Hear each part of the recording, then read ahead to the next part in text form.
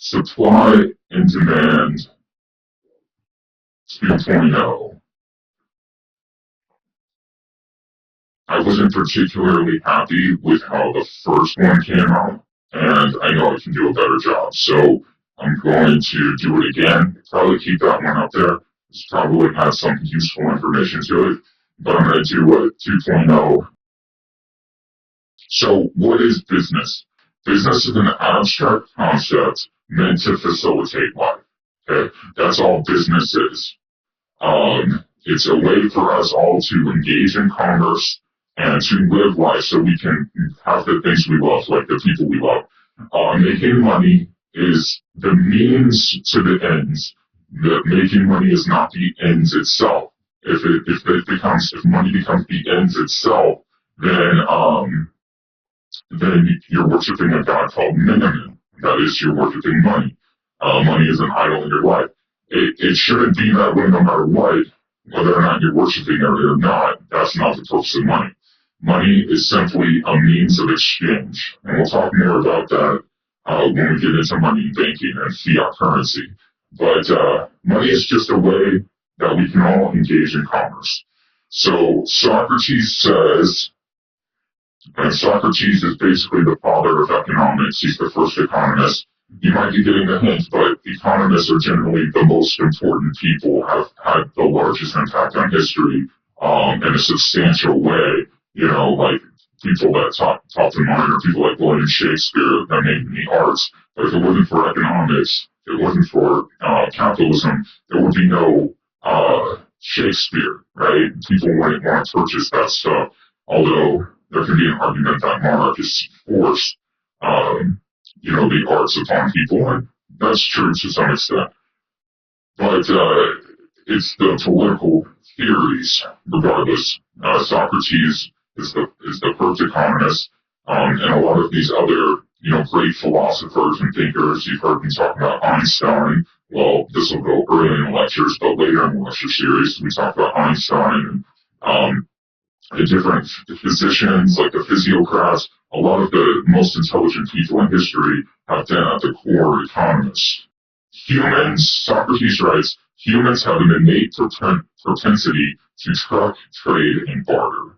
And basically that means is you're going to truck, you're going to take your goods to the market or take your goods to where other people are, like cities and communities.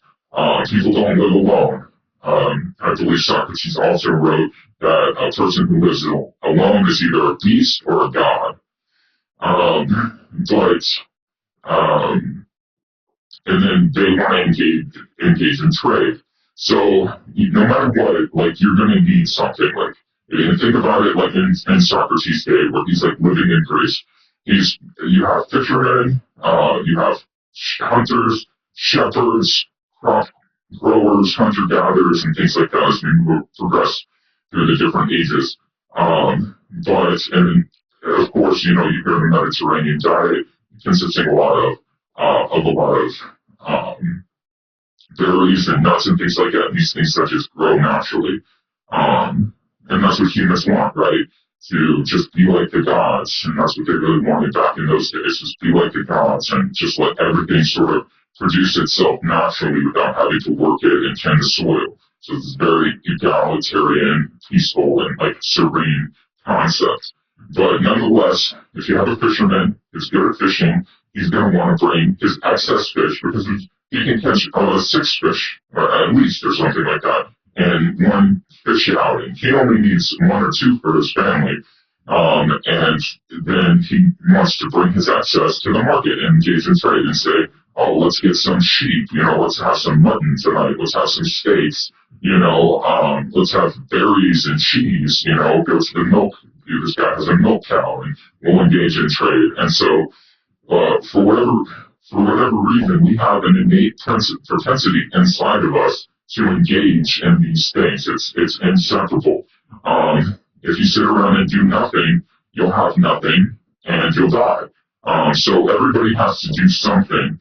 And whether or not that other people want that something that you're doing depends on their level of demand. But you're going to have some demand for it. Usually we start with sustenance and work our way up as we get through modernity, and you understand what I'm saying. And then barter. We'll heckle on prices. Okay, we're not gonna just accept the highest amount. We're gonna say, hey, give me a deal here. Let me get 2 for 1. If you get 3 for 2, I mean that's just good business. All right, so let's talk about supply. We're gonna redo the supply and demand thing. Demand is how badly people want something. Okay, so we're going to go ahead and make our demand line again. Okay, we represent demand by an inverse demand curve, a downward sloping line. Okay, and if you think about it, I'll call this D1. Okay, so you got our demand for it, the measure of willingness to pay, and then our quantity. So obviously, this 6 is higher than this 1, so it's downward sloping.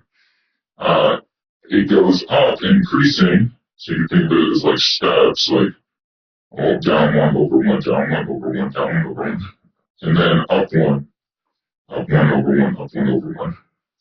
So let's do our supply line, and we'll call this S1, and we can call it SE, supply equilibrium, DE.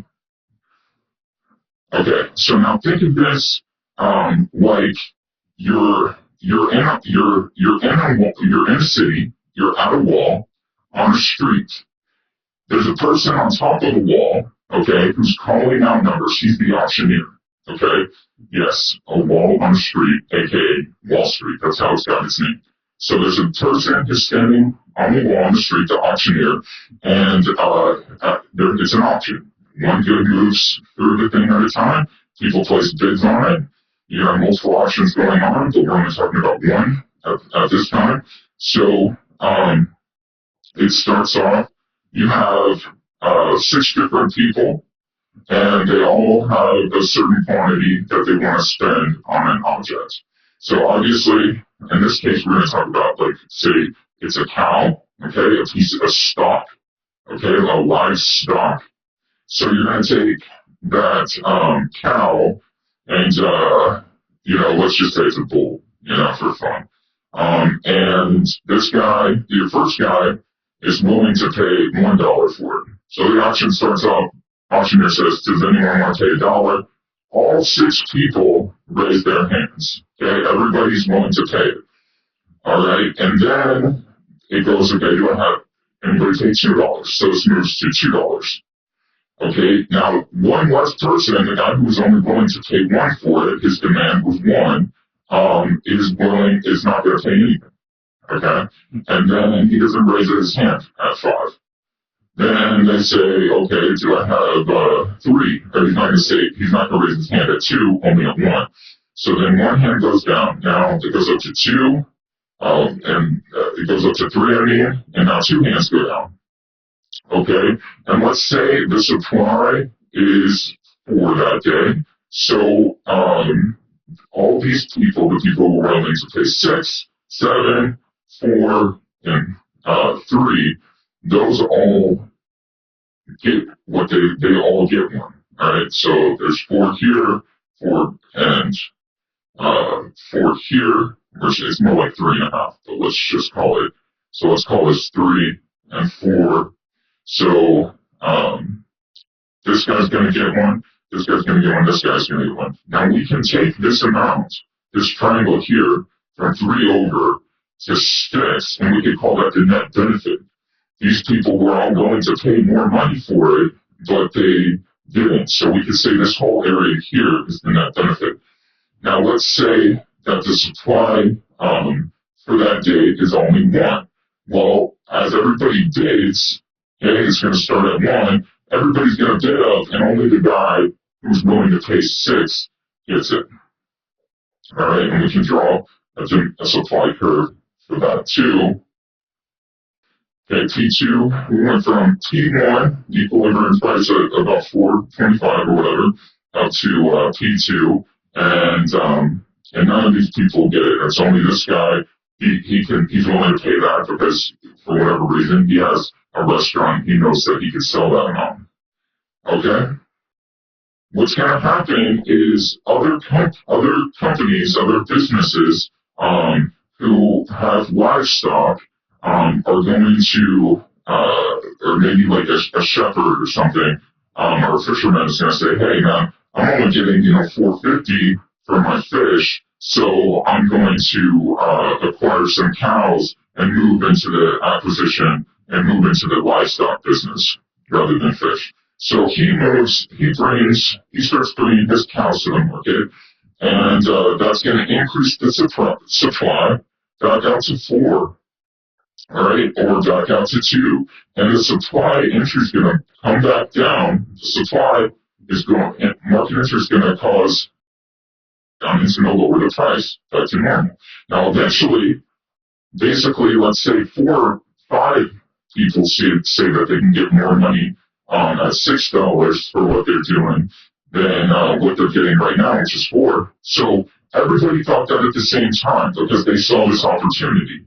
And so they said, well, shoot, let's start getting 6. And then what happens is it brings the supply up so much that it's going to go to supply to P3. Okay?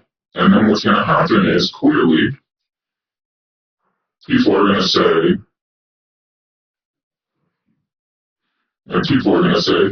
sorry, that's crooked. Well, forget this. I'm going to get out of the business, and it's going to move this back up to equilibrium. Market entry happens, it's going to move it down. And so the important part that I missed from supply and demand 1 is that over time, in the long run, markets always stay at equilibrium. This is only in the short run. Okay, and long run is an infinite time series. Okay, this will continue to happen until equilibrium price hits. Something can come along, shock the market, send prices up, market entry, market exit, vice versa. It always returns to equilibrium.